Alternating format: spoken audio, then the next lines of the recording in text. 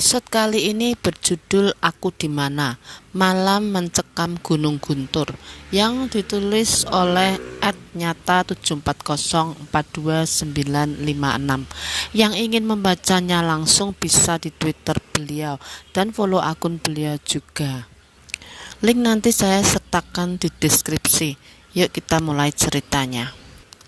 Tahu nggak Pak? Tuh si Susan nangis terkejer-kejer, teriak-teriak manggilin Jeffrey. Cerita Andi mengisahkan pengalaman horor mendaki gunung dengan ketinggian 2249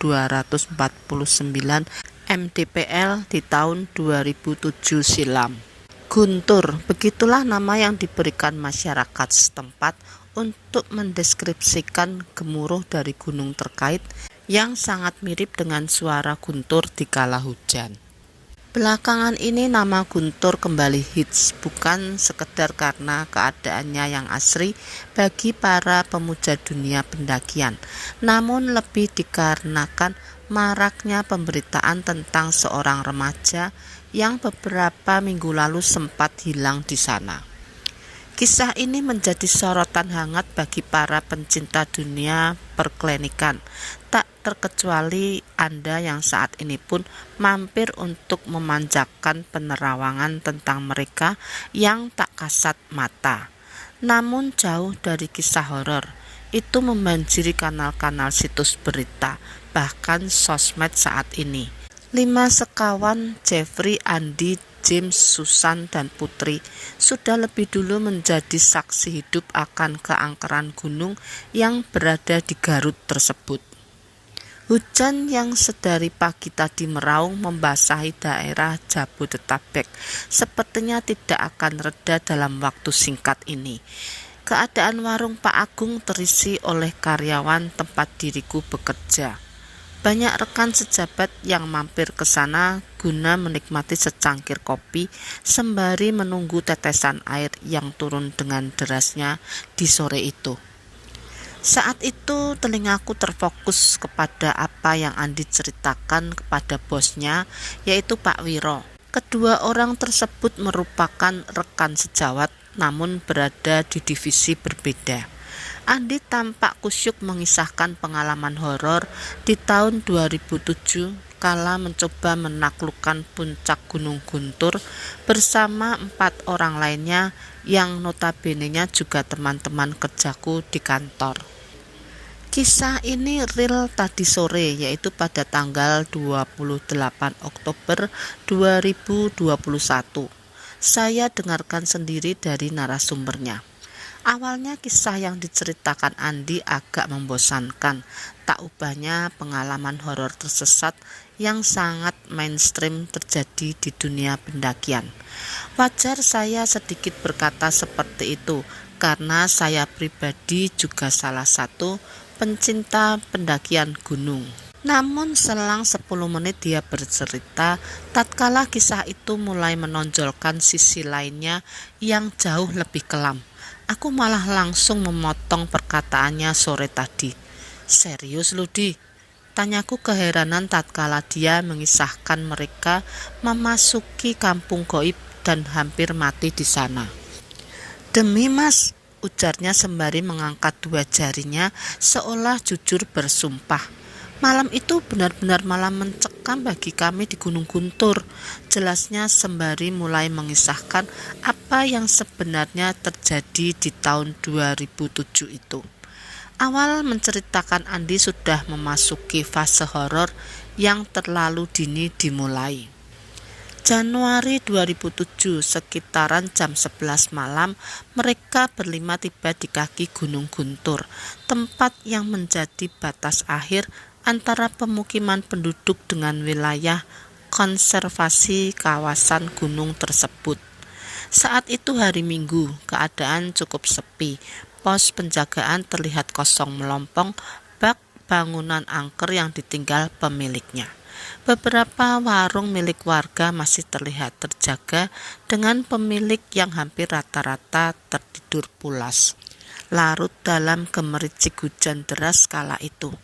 Sengaja mereka memilih hari Senin subuh sebagai awal schedule penaklukan puncak Gunung Guntur. Biar private mountain, kata Andi menjelaskan padaku. Jadi dengan kata lain, kelima orang ini cuti 2 hari berbarengan guna memanjakan diri menyatu dengan alam saat itu. Sembari menunggu subuh, mereka bernaung di salah satu warung milik warga. Tidak ada reservasi pilihan warung, hanya berlandaskan kepada penjaga yang tampak masih terjaga saat itu. Belum juga mendaki, baru menghisap sebatang rokok, seorang wanita tua datang menjumpai Jeffrey. Tidak ada basa-basi, apalagi menanyakan nama. Kalian pulang saja, gak usah mendaki saat ini, ucapnya kepada Jeffrey yang membuat dirinya kaget bukan main. Sontak Jeffrey memandangi kami semua. Nenek-nenek itu kenapa, tanyanya kepada kami. Semua mata menatap Jeffrey heran. Nenek-nenek, nenek yang mana? Tanya Andi dan rekan lainnya heran dengan apa yang diucapkan Jeffrey saat itu. Nenek ini loh kok hilang? Kata Jeffrey spontan. Sontak Jeffrey menyebut nama Sang Pencipta, memohon perlindungan akan kejadian horor seperti di film yang baru saja mengusik ketenangan dirinya. Riak wajah Jeffrey langsung pucat, jantungnya berdetak kencang, mencoba menelaah siapa yang barusan berbicara dengan dia. Tidak lagi dihiraukannya mie rebus yang ada di hadapannya. Seleranya hilang. Perutnya terasa kenyang dengan hidangan horor yang baru saja terjadi. Ini gak lagi bercanda kan? Masa kalian gak ada yang lihat? Katanya berulang-ulang mencoba mencari kebenaran akan apa yang matanya saksikan tadi. Walau hanya Jeffrey yang mengalami gangguan, namun cerita itu sudah membuat bulu kuduk kami bergidik. Malah kedua wanita yang ikut bersama kami sempat mengatakan, yakin kita jadi mendaki besok? Belum apa-apa saja sudah horor. Celtes Susan yang didukung oleh Putri. Good packing dulu, biar besok subuh kita tinggal caw, ucap James mencoba mengalihkan pembicaraan itu. Lu sama Putri selonjoran saja dulu, tidur-tidur ayam, treknya lumayan nanjak, sambungnya, yang cukup berhasil meredam teror kecil tersebut. Sejenak kami semua melupakan apa yang dikatakan Jeffrey. Terlepas dari hanya bercanda atau memang real terjadi apa yang dikatakannya. Sudahlah, anggap saja angin lalu, selama memang maksud dan tujuan kita baik. Pasti akan dipermudah untuk pendakian besok. Begitulah hal yang coba ditanamkan Andi kepada semua rekan. Namun bahasa bersahaja dan penuh pemaknaan akan arti berserah sepenuhnya tidak serta-merta mampu menenangkan hati Jeffrey. Pasca peristiwa singkat yang terjadi, ada keanehan tersendiri yang kami lihat akan sikap Jeffrey. Dia terlihat diam, seperti enggan untuk berkata. Belum lagi bila kami ajak berbincang, dirinya tampak tidak fokus dan melamun. Iya, kenapa? Oh, apa tadi? Jawabnya yang tidak pernah sesuai dengan arah pembicaraan. 2:30 subuh, suara James beradu kencang dengan riuh hujan yang belum mereda. Dia mencoba membangunkan kami satu persatu dari mimpi indah yang baru beberapa jam terjalani. Weh, bangun, ayo siap-siap, katanya saat itu. Mata masih terasa sepat menahan kepala yang masih belum sepenuhnya tersadar. Belum lagi hawa dingin yang menusuk tubuh, membuat kami hanya duduk dengan masih berselimut jaket menutupi bagian kaki. Kurang lebih memakan waktu 1/2 jam bagi kami untuk benar-benar tersadar dan siap melakukan pendakian. Sekali-kali suara James riuh berteriak, lambre, pada lama semuanya, celotehnya yang sudah nampak bosan menunggu kami berempat. Singkat cerita, di jam 4 kami berlima akhirnya mulai pendakian itu. Jalur Cikahuripan menjadi pilihan kami saat itu. Kenapa? Kami pun tidak tahu jawabannya. karena pada saat itu hanya James sajalah yang pernah mendaki Gunung Guntur, dan dia pula yang mendaftarkan maupun mempersiapkan segala kebutuhan dan keperluan. Jeffrey sekalipun, sebagai orang yang paling sering melakukan pendakian di beberapa gunung di Jawa, belum pernah menyinggahi puncak gunung ini. Terus bagaimana yang lain? Hanya bermodalkan nekat dan tekad. Di awal pendakian kami melewati jalanan setapak dengan pemandangan yang masih terlihat gelap. Mungkin bila perjalanan ini dilakukan saat matahari sudah mulai terbit, maka mata akan termanjakan oleh hamparan hijau dari ladang milik warga setempat. Saat itu hanya rombongan kami yang terlihat melakukan pendakian. Tak heran juga dan tak perlu mendramatisasi, karena hari yang kami pilih bukanlah long weekend, apalagi tanggal merah, plus ditambah itu hari Senin. Ya sudah pasti kami akan merasakan private mountain dalam benak pikiran.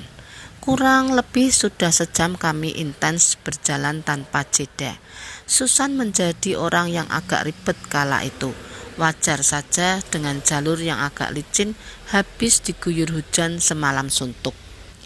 Dan belum lagi sepatu yang digunakannya juga model sport layaknya anak-anak ABG mau nge-mall di zaman sekarang, membuat dia beberapa kali tergelincir dan menjadi bahan candaan kami saat itu. Kami terus berjalan menyusuri setapak demi setapak. Langit juga sudah mulai sedikit menerang, walau warnanya masih mendominasi abu kehitaman, karena memang keadaan cuaca pada saat itu sedang musim hujan. Jadi ada kemungkinan pendakian ini akan ditemani oleh tetesan air berkah. Suara kami riuh menghiasi heningnya Gunung Guntur. Jeffrey yang kemarin terlihat kusut sudah kembali tertawa dan bercanda sebagaimana sifat aslinya yang memang tak ubahnya komedian. Sekitar jam 6 kurang setelah 2 jam kami berjalan, kami sempat menepi sejenak karena permintaan Putri dan Susan yang mulai kecapean. Jangan minum banyak-banyak, saran Jeffrey kepada mereka. Tak kurang 3 menit rasanya kami bersantai sejenak meringankan betis. Seorang mbah wanita yang sangat tua tampak melewati kami dengan sedikit membungkuk badan dan menjuntaikan tangannya, ibarat kita mau permisi ke orang lain agar dikasih jalan. Permisi cu, katanya ramah, yang kami jawab serentak. Iya mbah, silahkan. Tidak ada yang aneh sebenarnya, mengingat itu sudah jam 6 pagi. Apalagi aktivitas masyarakat pedesaan memang terkenal rajin dan beraktivitas sedini mungkin. Tapi yang menjadi pertanyaan kami bukan bahasan dari mulut Putri yang mengatakan, hebat ya sudah setua itu masih bisa nanjak.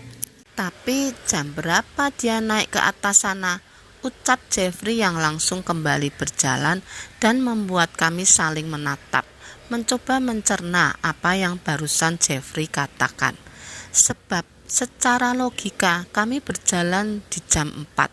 Setelah gerimis mereda, malah di jam 3 subuh tadi hujan masih sangat lebatnya, yang pastinya tidak mungkin wanita setua itu dapat menerjang naik ke atas sana. Keadaan sempat hambar dan sangat membosankan. Semuanya coba menjaga tutur kata dan fokus untuk sampai ke puncak Guntur sesuai dengan rencana awal. Sedikit gambaran, secara umum sebenarnya kurang lebih 6-7 jam seharusnya kami sudah sampai di puncak.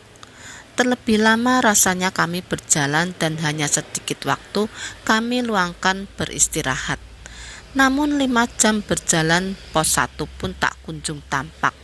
Bila hitungan matematis seharusnya kami sedikit lagi sampai pada pos 3 atau pos terakhir. Atau minimal sudah berada di pos 2. James yang notabene-nya sudah beberapa kali mengunjungi tempat itu menjadi orang pertama yang frustasi. James meneriakkan kata-kata yang membuat kami semua keheranan. Sudah gak beres, ini dah gak beres, katanya melanjutkan kepada kami semua. Jujur, aku pribadi yaitu Andi tidak mengetahui karena kami bukan seperti kisah horor pendakian lainnya. Diputar pada tempat yang sama. Tempat kami sangat jauh berbeda dengan tempat yang sebelumnya kami tapaki. Belum sampai kali, ujar Jeffrey coba menenangkan James kala itu. Gak Jeff, ini gak beres, gak mungkin sejauh ini pos 1. Apalagi kita minim istirahat, jawab James pada dirinya. Hampir sejam mereka berhenti, coba menenangkan pikiran, serta mengkondisikan badan agar kuat untuk kembali beranjak. 15 menit lagi kita jalan ya, ucap Jeffrey mengambil alih komando pendakian. Kala itu sudah jam 1 dan tidak ada seorang pun yang kami temui sepanjang 7 jam kami mendaki. Kami memulai perjalanan kembali dengan doa, seraya berharap apa yang dikatakan James hanya suatu kekeliruan saja. Setapak demi setapak langkah kami beriringan, membentuk formasi berjejer dengan Jeffrey yang ada di depan dan James memantau di posisi belakang. Beberapa menit berlalu, hujan gerimis turun menambah sengit pendakian. Wajah Putri dan Susan kian lesu, sudah tak mampu berkata lagi. Nampak napas mereka terengah, mulai habis termakan lelah. Belum lagi medan kali ini berupa tanjakan panjang yang membuat tenaga semakin terkuras. Jeff, tahan dulu, kasihan yang lain, teriak James mencoba memberikan aba-aba. Free not, ucap Jeffrey sembari mengacuhkan permohonan James. Ia terus berjalan, bahkan Susan sampai menangis kala teriakannya juga diacuhkan olehnya. Jeff, berhenti dulu, semua capek, istirahat dulu. Singkat cerita, kami berempat terpisah dengan Jeffrey. Ia terus melaju meninggalkan rombongan. Sementara kami masih tertahan, beristirahat karena keadaan yang sudah mulai hujan dan kondisi Putri dan Susan yang sudah menyerah, seolah enggan untuk melanjutkan kembali pendakian. Tenda yang ada di tas gunung James digelar. Di sana kami berempat berteduh sembari memikirkan apa yang harus dilakukan saat ini. James, kamu kan sudah beberapa kali ke sini. Mang seharusnya jalannya bagaimana? Ntar kamu lupa. Apa memang lupa kali? Tanyaku. Gak Di, aku gak mungkin salah. Kita itu harusnya lewati 3 pos. Jaraknya kurang lebih 1-2 jam perjalanan jalan santai. Ini boro-boro kita sampai di salah satu pos. Seingatku sebelum pos 1 ada sumber mata air. Gak jauh dari base camp awal tadi. Ini sudah 7 jam lebih. Gak ada tanda-tanda, katanya dengan raut wajah serius. Kami terdiam, bingung dengan apa yang dikatakan James. Aku bicara pahit aja, kita ini entah nyasar, entah, sudahlah, ujarnya sedikit emosi. Susan masih terisak sedikit menangis. Terus harus bagaimana? Tanyanya sayu. Belum lagi Jeffrey juga gak tahu di mana saat ini. Katanya melanjutkan pembicaraan. Bodoh amat Jeffrey, cukup tahulah. Lagian gak usah dipikirkan. Kan dia bilang jangan khawatir tadi waktu kamu teriak. Celetus James mengingatkan akan kejadian beberapa jam lalu. Menjelang senja mulai menyapa. Andi dan ketiga rekan lainnya masih tertahan berteduh di dalam tenda. Tidak ada tanda mereka masih berniat untuk beranjak hari itu. Belum lagi sedari tadi kabut turun dari gunung yang membuat jarak pandang menjadi terbatas. Kita sudahi saja pendakian ini. Besok coba kita balik arah turun ke bawah, ucap James sore itu. Tidak ada yang mau berdebat atau menjawab pernyataan itu. Terlebih saya, Susan maupun Putri sangat minim pengalaman mengenai pendakian. Perihal Jeffrey juga seakan terlupakan dan enggan untuk diperbincangkan. Malam tiba, udara semakin dingin. Hujan kembali turun dengan hebatnya. Berempat kami hanya berdiam diri di dalam tenda yang seharusnya digunakan maksimal 2 orang. Tenda itu sejatinya memang dipersiapkan untuk Susan dan Putri, sementara tenda yang dipersiapkan untuk kaum lelaki ada di dalam tas yang dibawa Jeffrey. Begitu juga dengan konsumsi di mana sebagian berada di tas Jeffrey. Dan hal terparahnya ialah kompor guna membuat minuman hanya ada 1 dan kembali benda penting itu berada di dalam tas karier yang dibawa oleh Jeffrey. Alhasil kami hanya mengisi perut dengan cemilan dan roti-rotian. Sesekali mie instan terpaksa kami remas dan dimakan seadanya malam itu. Sementara untuk air minum hanya mengandalkan air mineral yang turut dingin mengikuti cuaca saat itu. Di tengah malam yang kian larut, suara-suara hewan malam sesekali mulai terdengar. Hujan sedikit mereda. Aku, James, dan Susan duduk di dalam tenda saling berhimpit. Sementara Putri kami berisikan porsi lebih untuk dia membalingkan badannya yang menggigil dan terasa hangat seperti demam. Jam saat itu mungkin sekitar 7 atau 8 malam. Langkah kaki terdengar berjalan di sekitaran tenda secara tiba-tiba, dan ada pembicaraan permisi layaknya bila pendaki saling berpapasan. "Permisi mas, naik dulu." Ucapan itu terdengar di telinga kami. James langsung membuka tenda dan melihat keluar. Dia mengarahkan senternya ke arah jalan di atas maupun bawah. Aku dan Susan turut serta keluar pada malam itu.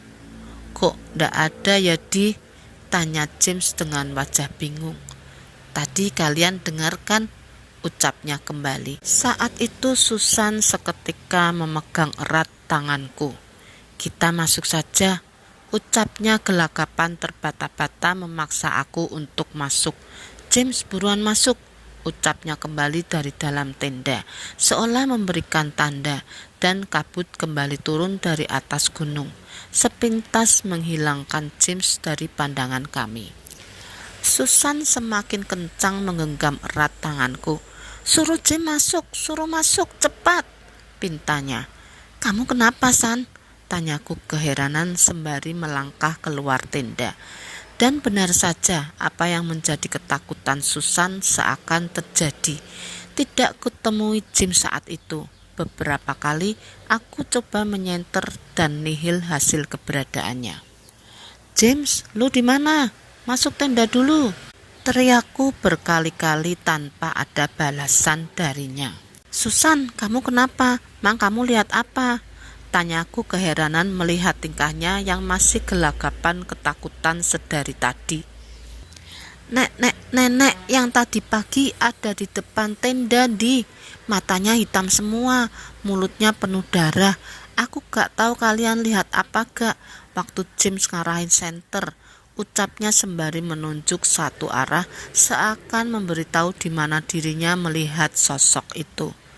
"Bukan itu saja, pendaki yang tadi permisi juga ada."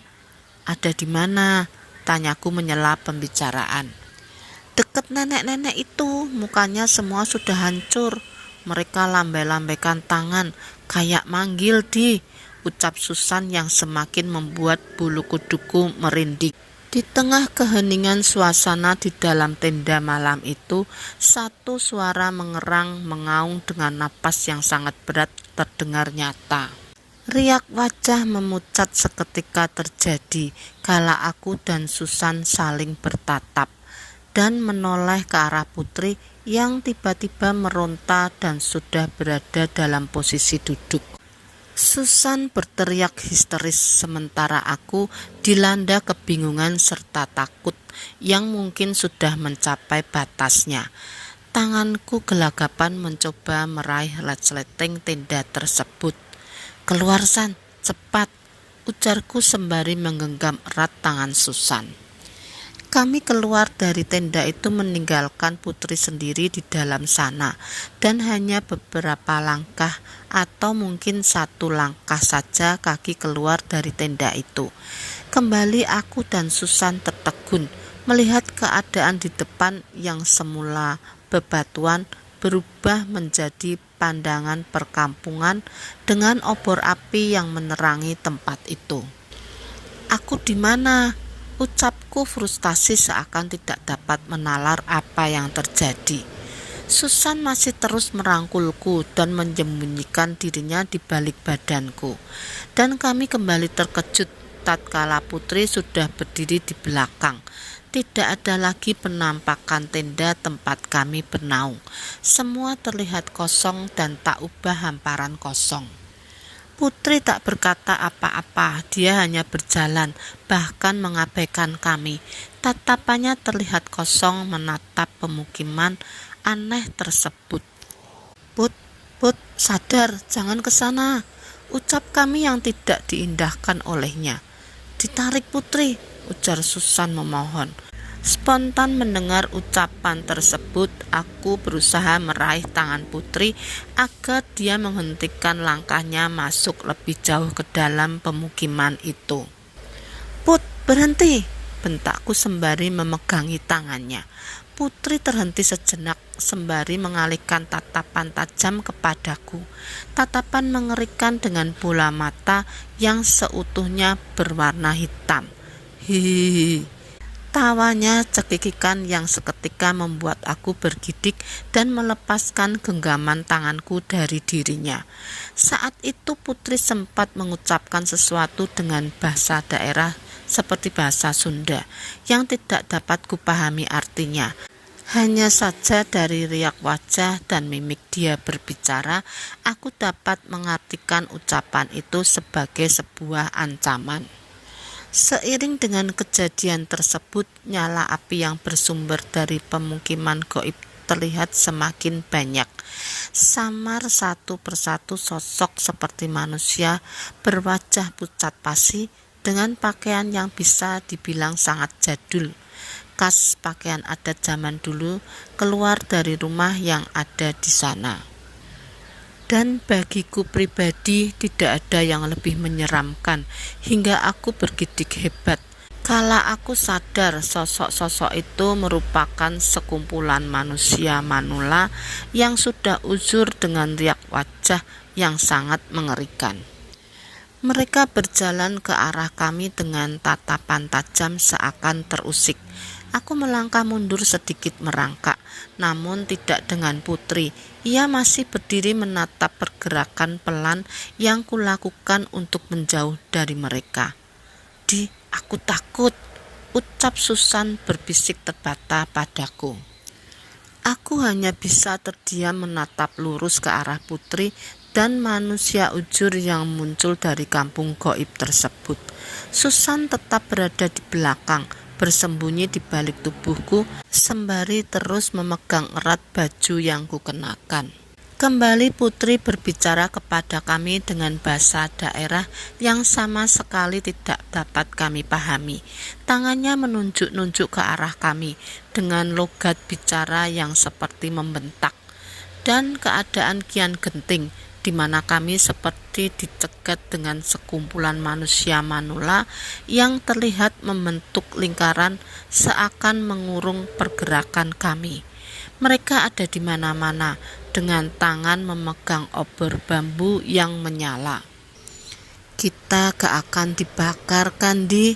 ucap Susan kembali terdengar dengan suara gemetar. "Jangan berpikir macam-macam," jelasku padanya. Mereka kembali berjalan mendekati kami dengan langkah kecil yang pelan. Sorot cahaya obor itu semakin jelas menerangi mata ini, dan dapat kusaksikan kembali riak manusia manula itu benar adanya sangat mengerikan. Wajah mereka yang pucat pasi saja sudah membuat jantungku seakan terhenti. Di antara mereka terlihat pula rongga menganga yang tidak berisi bola mata. Ada pula yang wajahnya penuh borok, rambut tipis putih dengan kepala yang meneteskan darah. Siap, San. Ucapku terbata memberikan isyarat agar kami segera berlari dari tempat tersebut. Hus, cahaya itu padam bersamaan hujan yang kembali turun dengan deras, dan sepertinya kabut juga turun dengan hebatnya. James, Dick, San, panggilan bahasa anak gunung. Samar suara teriakan menggema di kupingku. Kamu dengar, San? Tanyaku. Suara Jeffrey, jawabnya. Nampak sorotan cahaya senter turun dari atas sana, menyorot wajahku dan Susan. Jeffrey muncul dengan tiba-tiba. Kalian dari mana saja? Mana yang lain? Tanyanya pada kami. Singkat cerita, dengan mengikuti Jeffrey, kami akhirnya dapat lepas dari teror horor itu sementara. Dan ada hal yang lebih gila lagi. Kurang lebih 30 menitan berjalan kami sudah sampai di atas puncak, tempat di mana Jeffrey membangun tenda. Setibanya di dalam tenda, aku dan Susan baru menceritakan apa yang kami alami, termasuk hilangnya James dan Putri. Jeffrey bergedik mendengar kisah itu, terlebih saat kami mengatakan kesal akan kelakuannya meninggalkan kami di tengah perjalanan. Namun kami lebih keheranan dan ketakutan kala mendengar perkataan Jeffrey penuh dengan sumpah yang membawa nama Sang Maha Pencipta. Yang ninggalin itu kalian, aku gak dibangunin. Jam 6:30 pagi jalan sendiri naik ke atas sini. Sumpah demi apapun, ucapnya kesal kepada kami. Terus siapa yang tadi naik bersama kita? Tanya Susan padaku.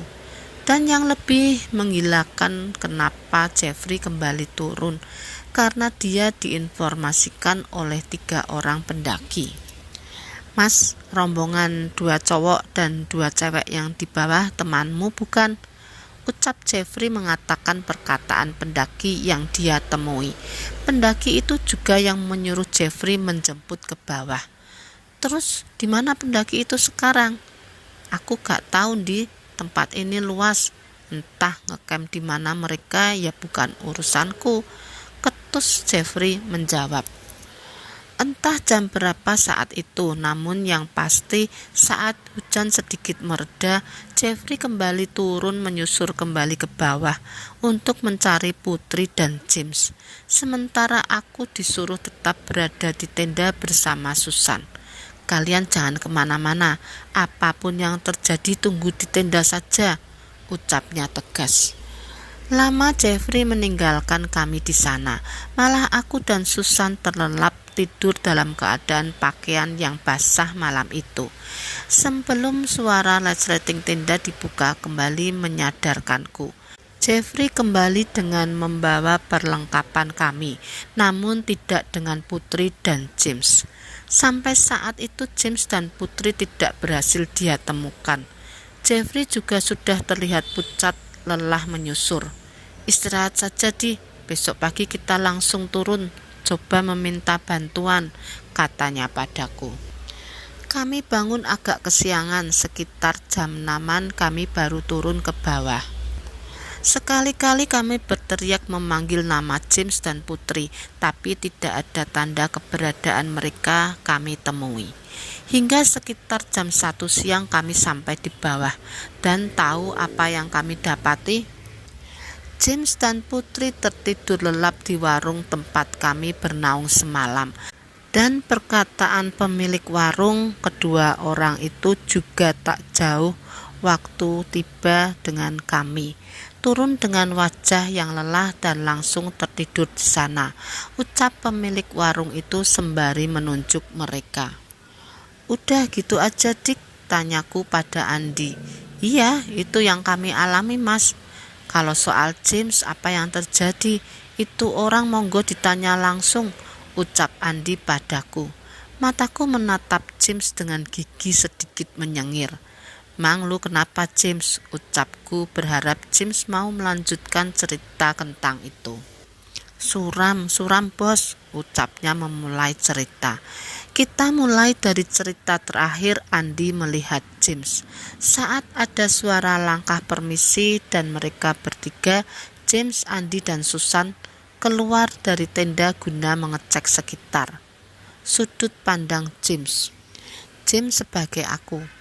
James, buruan masuk, ucap Susan yang kembali memanggil namaku dari dalam tenda.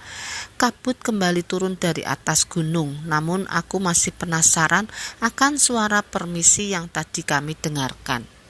Aku masih asik mencoba menyinari sekitar, kali ada jejak atau petunjuk yang dapat kutemukan. Dan saat itu kembali kudengar teriakan. Susan memaksa Andi untuk menjemputku di luar. Suruh masuk, cepat.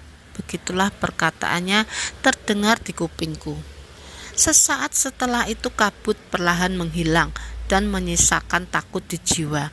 Aku tak lagi bersama dengan rombongan, entah bagaimana jalannya.